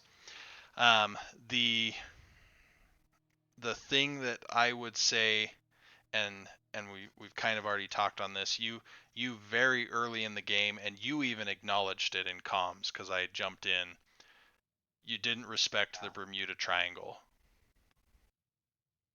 You walked through, face checked as Anduin, May was right there, Greymane was right there, Anna was not far. And so it's being very careful with that. And kind of like last game where we had talked about I'm always to the left of my tank if I'm on the left side and I'm not a tank, or the opposite on the right side of the map. We just got ahead of Diablo. Diablo was still down in bottom lane, and we got punished for it. But overall, you had some big healing moments. You had some big saves, which Anduin does really well. And you were supporting your team, whether it was taking the camp or pushing with the camp.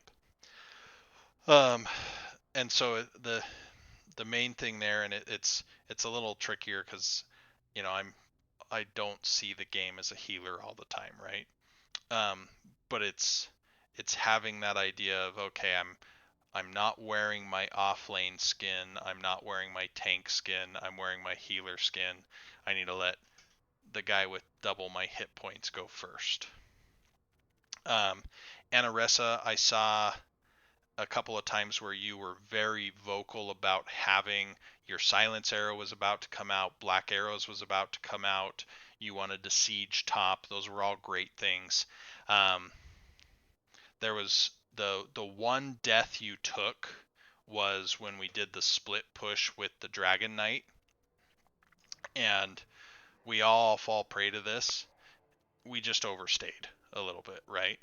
Things were going well, we got a fort, but then all of a sudden there was 5 of them, you and the Dragon Knight.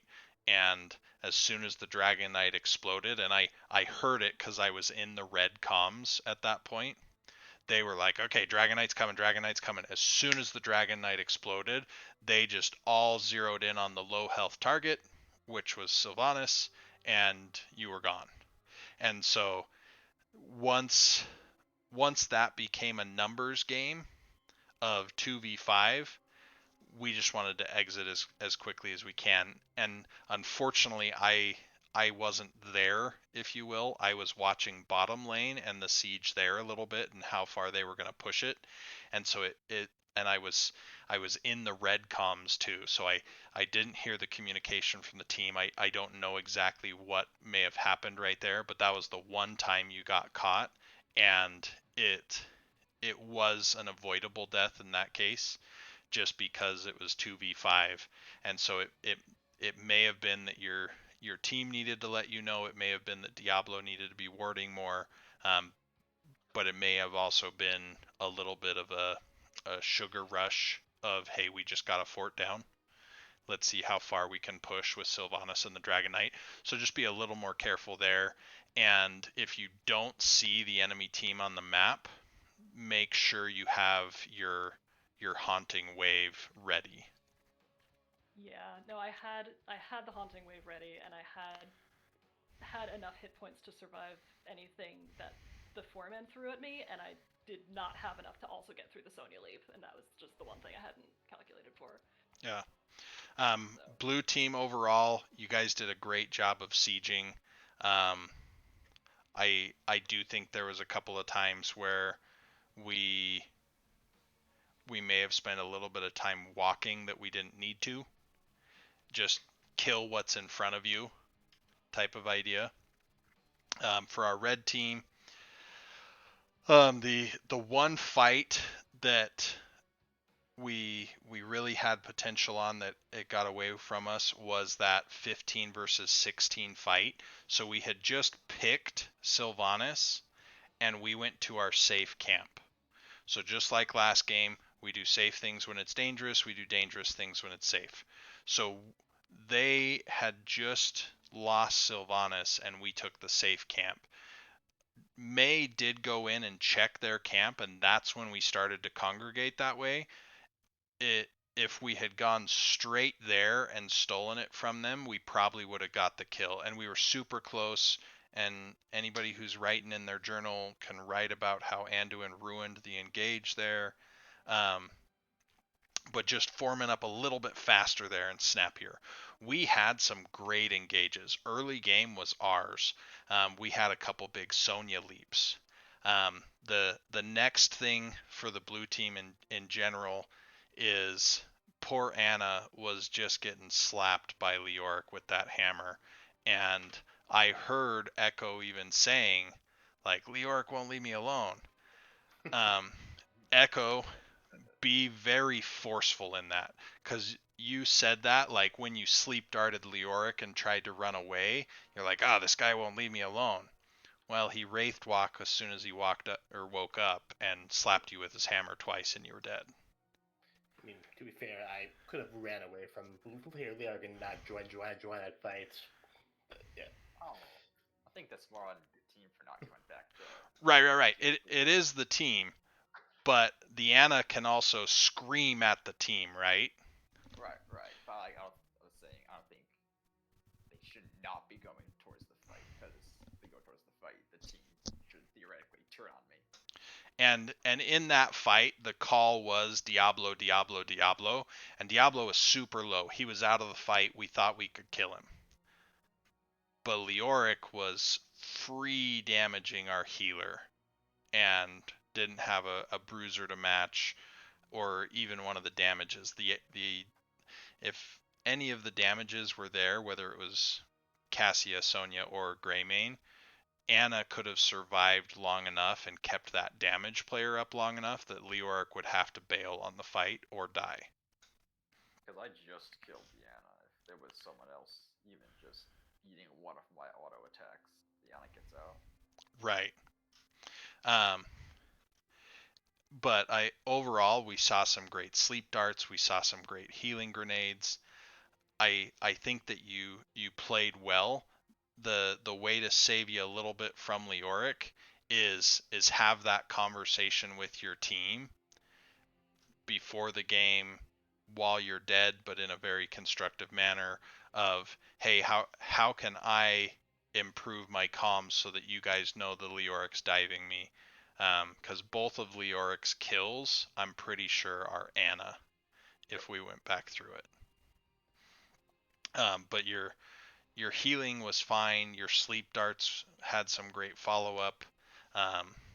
It was just that unfortunately you got dove, and that's tough. Anna's a little weak to that if her whole team's forward and she's alone, right?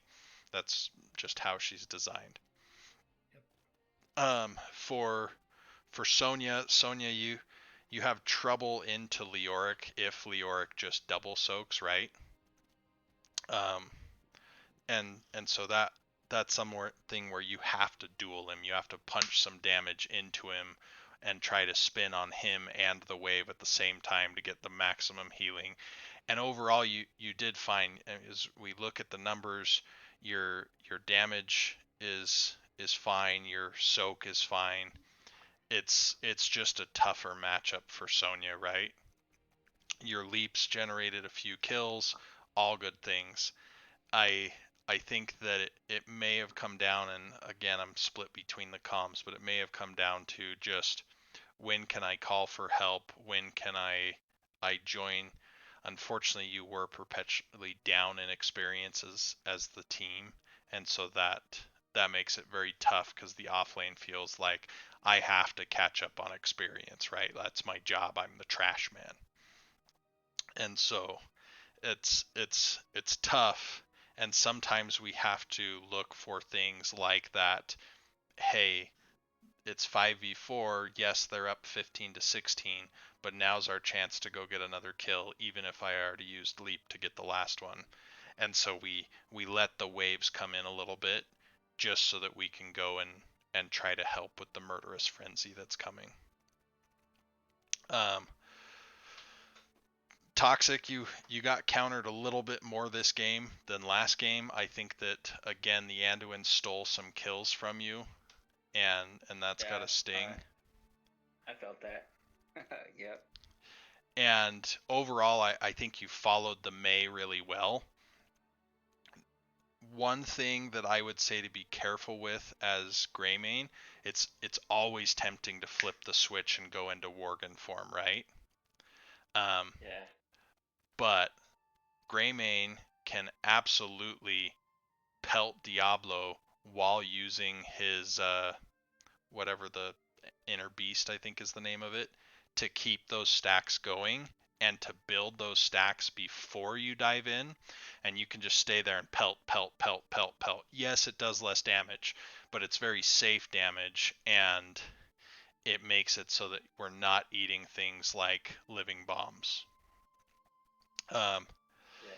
And so it was a little bit tougher game for Greymane, but you still had a fair amount of damage. You still led in kills for your team, and we were super close on that one fight. I liked that we had some intentional siege in the bottom lane early with Greymane. I thought that was great, and I think that a team fight or two flip in the other direction, and it's a different game for the red team. For Cassia, I realize we don't often think about this with Cassia. We more think about it with heroes like Hanzo and Lucio, who are naturally drawn to walls. But anytime a Diablo's there, we have to change how we position in the game. You know, if we're going against a Garrosh or Stitches, riding the wall's no big deal. But Diablo, we it we have to be careful about being too close to the wall because he'll smash us there. We have to be careful about being too close to the bush because he might jump out of the lane and catch us and do an APOC combo or something like that. And so it's very tricky in that regard. We want to just constantly be using Lightning Fury to just throw it into a bush to see if he's there.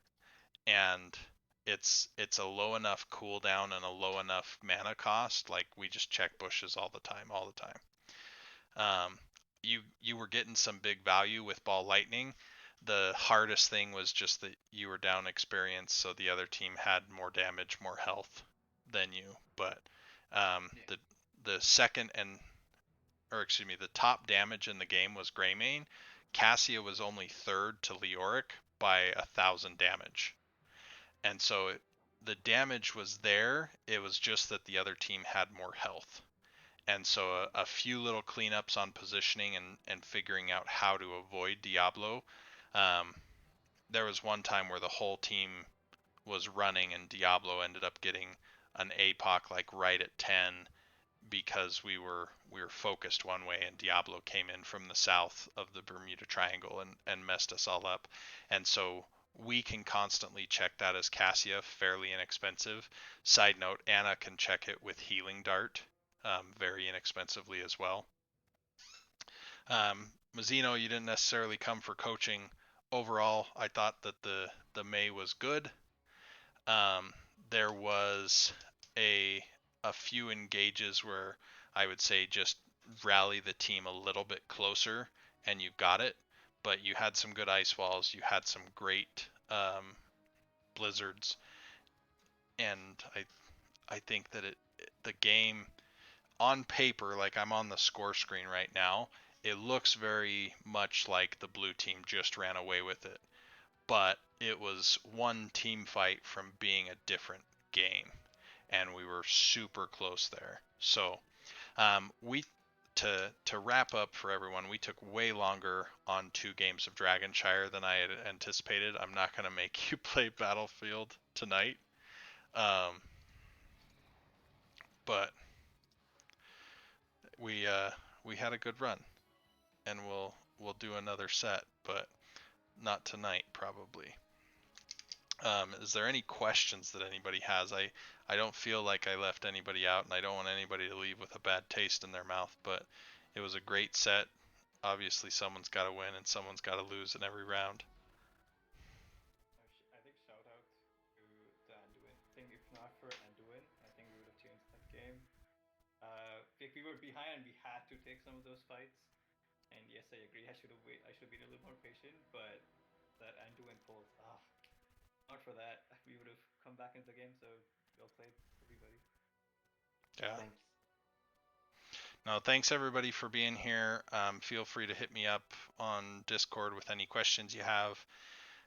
We typically do a dev days about once a month. I don't know that we have one planned for August at this point. We may end up taking August off and re-upping in September, but we'll see. But